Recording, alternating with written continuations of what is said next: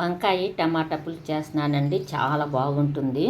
అసలు non veg తింటారు కానండి, ఎక్కువ వెజిటేరియన్ అండి. పులుసు కూరలు ఎంత బాగుంటాయోనండి. చాలా చేసుకోవటం కూడా చాలా తేలికండి. ఇవాళ శివరాత్రి కదా, అందుకని చెప్పని వంకాయ టమాటా పులుసు చేస్తున్నాను. ముందుగా తాలింపు గింజలు వేసుకున్నాను. తాలింపు గింజలు వేసుకున్న తర్వాత కట్ చేసుకున్న సజ్జల ముక్కలు వేస్తున్నాను. కరివేపాకు, ఉల్లిపాయలు, పచ్చిమిరపకాయలు వేసేసుకున్నానండి తాలింపు గింజల్లో. వెనకటి రోజులు అంటేనండి మా అమ్మ రోజులు నేను వెనకటి రోజులు అంటున్నాను. మా చిన్నప్పుడు మా అమ్మ చేసిన వంటలండి అన్నీ ఎక్కువ తెల్ల గిన్నెలో చేసేది. తెల్ల గిన్నె సట్టులండి, ఎక్కువ తెల్ల సట్టులో చేసేవాళ్ళండి. ఇట్లా స్టీల్ వాటిలో చేసేవాళ్ళు కదా, ఎందుకంటే కాటు వాసన వస్తుందని చెప్పని వాళ్ళు అస్సలు చేయరండి. మనం మర్చిపోయినా కూడా కొంచెం మర్చిపోయాం అనుకోండి, అడుగంటే గొప్పు కొట్టిపోతాయి, మళ్ళీ మనం అన్నంలో తింటానికి ఉండదండి. ఆ ప్రాబ్లం అండి తెల్ల గిన్నెల్లో బాగా మాడితే తప్పించండి అటువంటి ప్రాబ్లం ఉండదు. వాళ్ళు ఎక్కువ తెల్ల గిన్నెల్లోనే వంటలు చేసేవాళ్ళండి. వాళ్ళమ్మ తరం వాళ్ళు అయితేనండి కొండలండి. మా అమ్మ సరికి వచ్చేసరికండి తెల్ల గిన్నెలు, మన సరికి వచ్చేసరికండి స్టీల్ ఇవి రకరకాలు ఇవి వాడుతున్నాము. ఇక మన పిల్లల తరం అంటే మా పిల్లలండి, అంటే మా పిల్లలంటే మీ తరం వచ్చేసరికండి ఎన్ని వెరైటీలు వచ్చినాయోనండి వంటలకి. మనం ఇప్పుడు ప్రజెంట్గా జరిగే పద్ధతిని బట్టి మనం వెళ్ళాలండి. అందుకని వెనకటి గిన్నెలో మట్టి సట్టులో వండుకున్నారు, వాటిలో వండుకున్నారని చెప్పని గతం అండి. ఇప్పుడు ఏంటంటేనండి, ఇప్పుడు ప్రజెంట్గా ఏం జరుగుతుందో దాన్ని బట్టి మనం వెళ్ళిపోవాలి. అప్పుడంటే కట్టెల పొయ్యిలు రకరకాల పొయ్యిలు ఉండేవి కాబట్టి వాటికి అనుగుణంగా వాళ్ళు దాంట్లో వండుకున్నారు. ఇప్పుడు వెరైటీ పొయ్యిలు వస్తున్నాయండి, కరెంటు పొయ్యిలని ఏమోనండి. వంట గిన్నెలు ఎట్లా వచ్చినాయో ఇవి కూడా అట్లాగే వచ్చేసినాయండి. స్టీల్ వాటిల్లో మనం దగ్గరుండి వంట చేసుకోవాలండి. తెల్ల వాటిలో అయితే ఆ ఇబ్బంది ఉండదు. కానీ ఇప్పుడు వచ్చి అప్పుడు రోజుల్లో మంచివని అన్నారండి తెల్లవి. ఇప్పుడు మంచివి కాదు, మీరు వండుకొని వెంటనే తీసేసుకొని పక్కన పెట్టుకోండి అంటున్నారు. మంచి మాటలు ఎవరు చెప్పినా వినాలి కదండి. అందుకని మనం ఇట్లా కూర చేసుకున్నామంటే తెల్ల గిన్నెల్లో వండుకొని వెంటనే తీసి పక్కన పెట్టేసుకోవటమేనండి. ఇవాళ శివరాత్రి కదండి, అందుకని చెప్పని నేను వంకాయ ములక్కాయ టమాటా పులుసు చేసుకుంటున్నాను. బంగాళదుంప ముద్దపప్పు పులిహోర చేశానండి. దోసకాయ పచ్చడి. మా అమ్మ మా చిన్నప్పుడు అండి ఏ పండుగని కానివ్వండి గారెలు వండేసేదండి. ఉదయం లేవగానే గారెలు వండేసేది మా అమ్మ. వంకాయ టమాటా పులుసు కంపల్సరీగా ఏదో పులుసు ఉండాలండి. పులుసు, బంగాళదుంపల ఏపుడు, ముద్దపప్పు, ఇంకొక కూర, ఇవన్నీ కామన్గా కంపల్సరీగా చేస్తుందండి మా అమ్మ అట్లా చేసింది కాబట్టి అండి మేము అవి చూసాం కాబట్టి మేము కూడా ఈ విధంగా పండుగ వచ్చిందంటే ఇవే చేసుకుంటూ ఉంటున్నాము. ఇప్పుడు మేము చేసేవి చూసండి మా పిల్లలు కూడా మేము ఏవైతే చేస్తున్నామో అవే వాళ్ళు ఫాలో అవుతుంటారండి. ఇదేనండి ఒకళ్ళ నుంచి ఒకళ్ళకి వెళ్ళటం అంటే వాళ్ళ పెద్దలు ఏవైతే చేస్తారో వాళ్ళ పిల్లలు చేస్తారు. వాళ్ళ పిల్లలు అంటే మేము చేసి మా పిల్లలు చేసుకుంటూ వెళ్తారు. మనల్ని బట్టి పిల్లల పద్ధతులు ఉంటాయి కానండి, మారినా ఏవో కొంచెం మారుతాయి కానండి, పూర్తిగా మారవండి.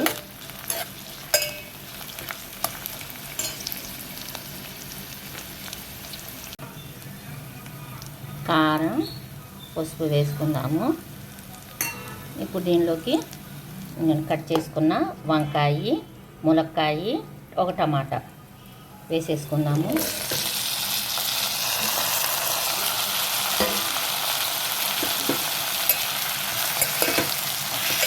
ఉల్లిపాయలు ఎక్కువ వేగన అవసరం లేదండి పులుసుకి. చింతపండు అండి నేను వేడి నీళ్ళలో నానేసుకున్నాను. అప్పుడు పులుసు చాలా బాగా వస్తుందండి. అట్లా కాదనుకుంటే మనము చన్నీళ్ళలో కొంచెం ఎక్కువసేపు నానబెట్టుకుంటే సరిపోతుంది, బాగా వస్తుందండి. చూడండి, వేడి నీళ్ళు నానేసుకుంటే చింతపండు ఇదిగోనండి చక్కగా వస్తుంది వేడి నీళ్ళల్లో అయితే. కానండి మనం ఇప్పుడు వేడి నీళ్ళలో వేసి చింతపండు ఇట్లా తీసినాం కానండి తొందరగా అయిపోతుంది పని అని మా అమ్మ వాళ్ళు అయితేనండి ఇట్లా వేడి నీళ్ళలో వేయటం ఇవన్నీ వాళ్ళు చేయలేదు. వంట చేసుకోవటానికి ముందండి వాళ్ళు తెలిసిపోతుంది కదా ఎంత చేస్తున్నామని, దానికి తగ్గట్టుగానే చింతపండు అవి తీసుకొని చన్నీళ్ళల్లో నానేసుకొని పక్కన పెట్టుకునేవాళ్ళు.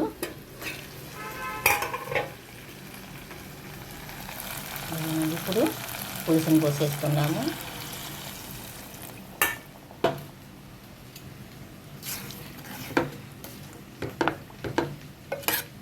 చూసారంత తేలికోనండి వంటలు. అందరూ కష్టం అనుకుంటారు కానండి చాలా తేలికండి. వీటిలో ఇంకేమి వేయనవసరం లేండి. ప్రతి దాంట్లో అన్నీ వేస్తున్నామంటేనండి అసలు వాటి రుచులే మరుగున పడిపోయండి. అన్నీ ఒకలాగా అనిపిస్తాయి. కూర ఏ కూర తిన్న ఒకే రకంగా అనిపిస్తుంది. అన్నిట్లో మసాలాలు అన్నీ వేసుకుంటూ పోతేనండి మనం ఈ విధంగా చేసుకుంటే మనము ఈ కూర తిన్న ఫీలింగ్ కలుగుతుంది. ఈ ఉప్పు వేసుకుంటున్నాను. ముందు మంట ఎక్కువ పెట్టుకుందామండి. బాగా తెల్లేటప్పుడు అప్పుడు సిమ్లో పెట్టేసుకుని అంటే తక్కువ మంటలో పెట్టుకుందాము. ఇప్పుడు మంట తగ్గించి పెట్టుకుందామండి. ఇప్పుడు దాకా ఎక్కువ మంట మీద పెట్టేశాను.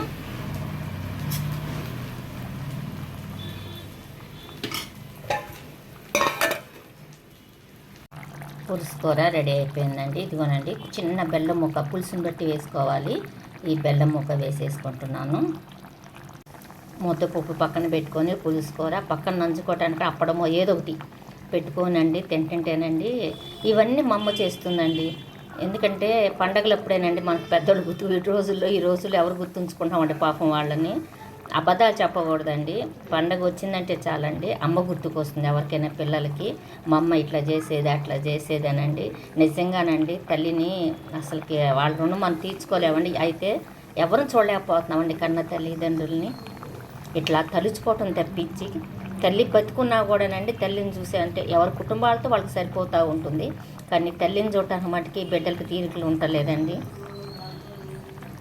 అందరూ మేము ఇట్లా చూసాం అట్లా చూసాం అని చెప్పుకుంటారు. నాకైతేనండి అసలుకి ఈ పనులతోనే సరిపోతుంది. మా అమ్మ బతికే ఉందండి, మా నాన్నగారు చనిపోయారు. కానీ మా అమ్మని తలుచుకోవటంలోనే ఉంది కానండి అల్లి అమ్మ దగ్గరికి వెళ్ళి 2 రోజులు ఉందాము అమ్మని ఇట్లాగా అని చెప్పని అట్లా చేయలేకపోతున్నానండి నేను. పండగ వచ్చిందంటేనండి ఎక్కువ శాతం మా అమ్మ మా నాన్నగారు గుర్తుకొస్తూ ఉంటారు. దేవుళ్ళ కంటేనండి ముందు నాకు మా అమ్మ మా నాన్న గుర్తుకొస్తారండి. రెడీ అయిపోయింది పులుసు కూర అండి. మరీ నీళ్ళగా మరీ చిక్కగా ఉండకూడదు. ఈ విధంగా ఉండాలండి. టేస్ట్ అప్పుడు చాలా బాగుంటుంది. ఇక స్టవ్ కట్టేసుకుంటున్నాను. చాలా బాగుంటుందండి ఈ విధంగా చేసుకుంటే. మీరు చూశారు కదా